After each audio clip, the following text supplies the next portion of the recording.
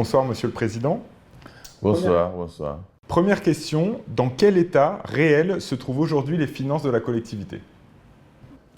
Ça me fait sourire parce qu'en fait, on a beaucoup entendu les critiques de l'opposition, mais aussi, c'est un document public, donc le rapport de la Chambre territoriale des comptes, donc, qui a parlé effectivement d'une situation budgétaire inquiétante, voire préoccupante, et que la collectivité ne dispose pas de la marge de manœuvre suffisante pour pouvoir réaliser son programme d'investissement.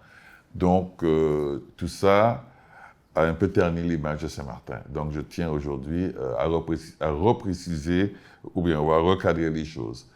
C'est vrai qu'il y a eu cet effet ciseau, ça veut dire que les charges de fonctionnement ont augmenté, certes, je le reconnais, et les recettes ont un peu diminué, d'accord? Il y a eu des dépenses parce qu'il fallait répondre aux attentes de notre population et je tenais absolument à jouer le rôle d'amortisseur social.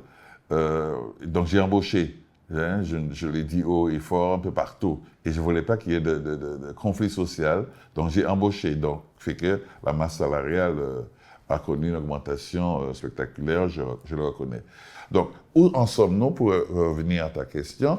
C'est que je suis très satisfait de savoir que nous avons pu voter un budget de 280 millions d'euros. En fonctionnement, nous avons 172 millions d'euros et 107 millions en investissement.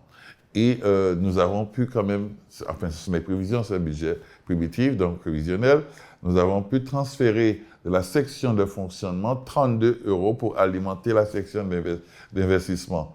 32 millions d'euros. Hein. Donc, ce qui veut dire que si la situation était aussi catastrophique, comme prétendent certains, on n'aurait pas été en mesure de faire ce geste qui sera confirmé par justement le rapport, enfin le compte administratif et le compte de gestion qui vont être votés d'ici le mois de mai. Vous parliez justement de fonctionnement. Entre 2023 et 2024, le budget du fonctionnement a augmenté chaque année. En 2025, il chute. Il passe de 200 à 172,3 millions d'euros. Est-ce que ça veut dire qu'en début de mandat, vous dépensiez trop? Il y a eu effectivement, et nous prévoyons de réduire un pourcentage, c'est-à-dire de passer à 172 millions d'euros. Pourquoi cette action, cette mesure? Il faut réduire effectivement le budget de fonctionnement parce qu'il faut économiser, il faut réduire pour pouvoir dégager de l'autofinancement. D'accord? Si nous sommes aujourd'hui en capacité, contrairement encore à ce qui a été annoncé, de financer un certain nombre d'opérations, c'est parce qu'il y a eu des réductions que nous avons poursuivies. Donc, il y aura plus de rigueur budgétaire en 2025, c'est pouvoir réaliser les opérations sur nos fonds propres. Donc, ça veut dire recourir le moins possible à l'emprunt. Et cette augmentation de dépenses de fonctionnement était donc nécessaire au moment ça s'est fait, oui, c'était nécessaire. Les mesures, comme je vous ai dit, hein, parce que par exemple, la masse salariale, c'est là où il y a eu, je ne dirais pas une explosion, mais voilà, une augmentation significative. Je l'ai dit, je l'assume, c'est parce qu'il fallait embaucher. Il faut continuer à embaucher, mais moins, et surtout en catégorie A, où il faut effectivement de la compétence pour pouvoir gérer un certain nombre de dossiers au sein de la collectivité. Et n'oubliez pas, on a la compétence de la commune, compétence du département, compétence de la région. Donc, ça fait beaucoup pour une petite collectivité comme la nôtre. Donc, mais il faut de la compétence, c'est-à-dire les jeunes qualifiés qui pourront gérer un certain nombre de dossiers et surtout dans le secteur cadre de vie, des jeunes techniciens, voire ingénieurs et autres, conducteurs de travaux, pour pouvoir suivre des opérations. Donc, pour moi, ça s'explique. Bon, pour l'opposition, c'est comme ils ont appelé ça, de la dilapidation des fonds publics, mais moi, c'est la planification, parce que si ce n'était pas ça, c'est les AMO, assistance à maîtrise d'ouvrage, où il faut dépenser une fortune à des sociétés pour pouvoir réaliser les opérations à la place de la collectivité. Donc, ces mesures étaient nécessaires. Ce qui fait que les charges de fonctionnement étaient un peu excessives, mais l'idée, c'est de pouvoir les réduire cette année. Donc, c'est pour ça qu'on a conclu que nous pouvons chaque année économiser 20 à 25 millions d'euros pour pouvoir transférer en section d'investissement pour pouvoir réaliser l'impôt. Justement, sur ces économies qui devront être faites, il y a des baisses ciblées. Vous avez parlé de baisses dans les documents remis, des prestataires extérieurs, une baisse des subventions, une baisse des événements, une baisse des déplacements. Concrètement, sur quoi il va falloir ralentir en 2025 ? Mais exactement ce que vous venez de signaler, c'est là où il faut faire des réductions. Comment ça va se traduire pour la population ? Mais si, par exemple, on organise un certain nombre de fêtes. Fiche Day, par exemple, le 14 juillet, qu'est-ce qu'il y a comme la fête de fin d'année ? Enlever des fêtes ? Non, ça ne veut pas dire supprimer. D'accord. Ça veut simplement dire réduire le coût. D'accord ? Réduire le coût, ça veut dire si la fête Fiche Day nous coûte traditionnellement 100 000 euros, hein, je donne un chiffre au hasard, on fait en sorte que ça soit 70 000 euros cette année.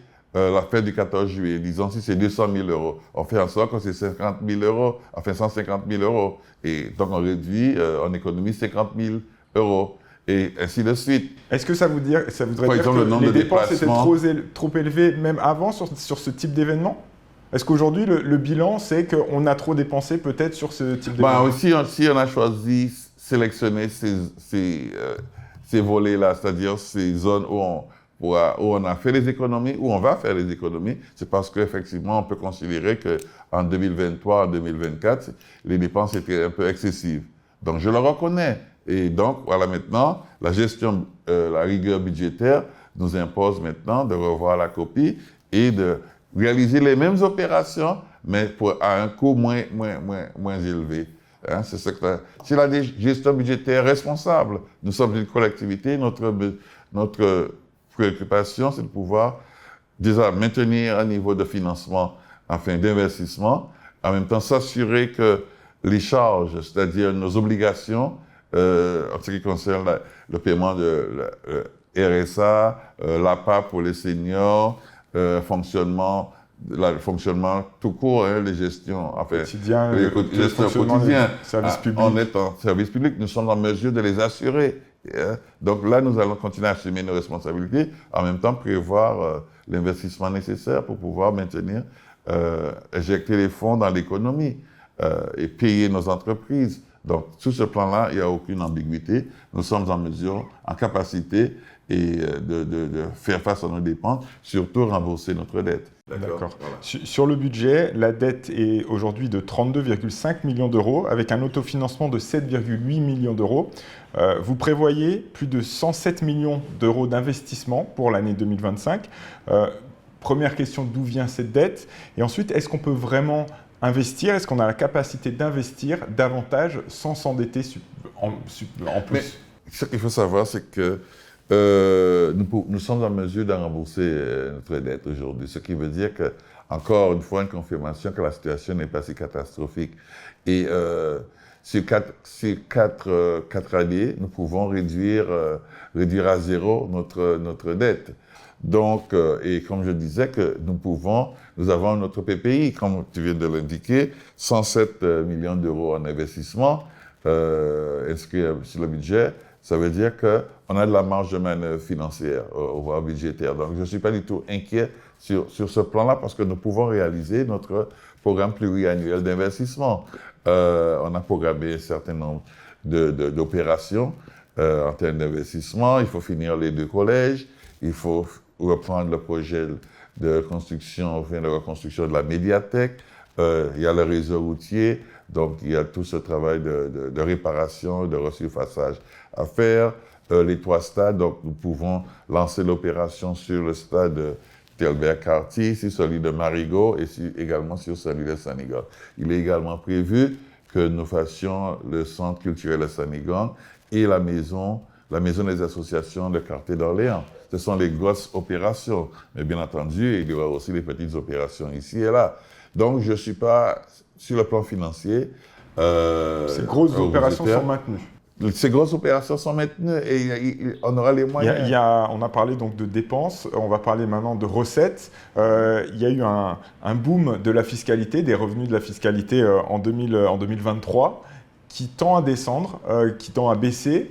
Comment on explique cette baisse des rentrées de la fiscalité?